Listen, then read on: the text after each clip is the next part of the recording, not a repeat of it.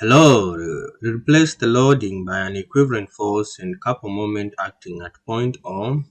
This problem is coming from the engineering mechanics statics textbook.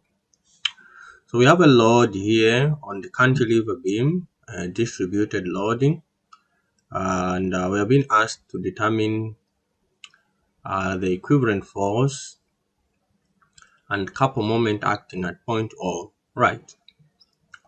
So what we need to do here is, since this particular distributed load, we need to use integration.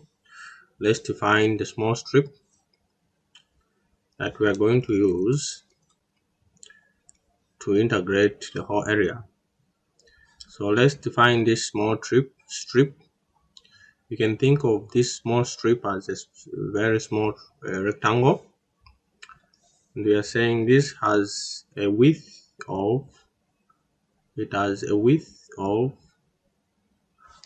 dx.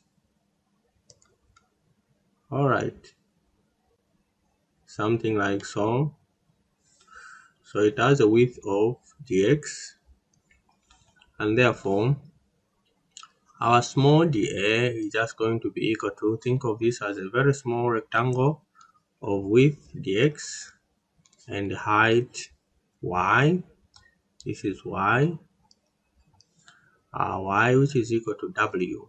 Okay, so this small area is just going to be equal to y times the width dx, which is just equal to w dx. And therefore our dA, since we know what w is, just 200 x to the power half times dx. Great.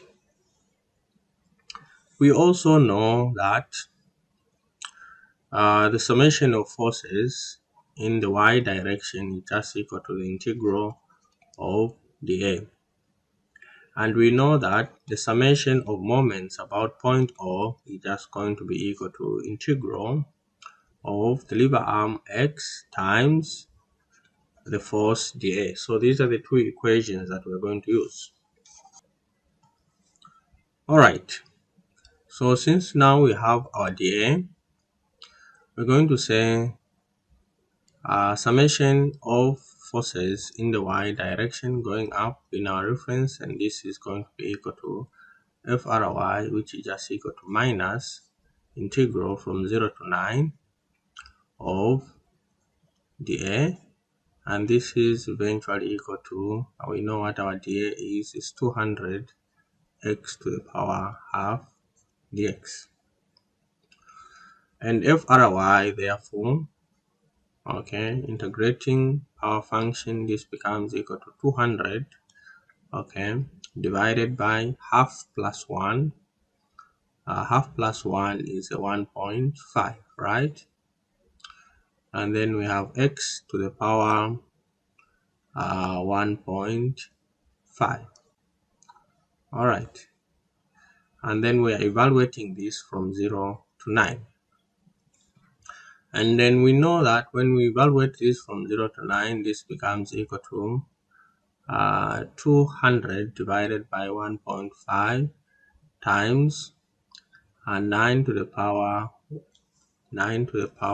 1.5 times 9 to the power 1.5, which gives us, let's work it out, 9 to the power 1.5, then times 200 divided by 1.5.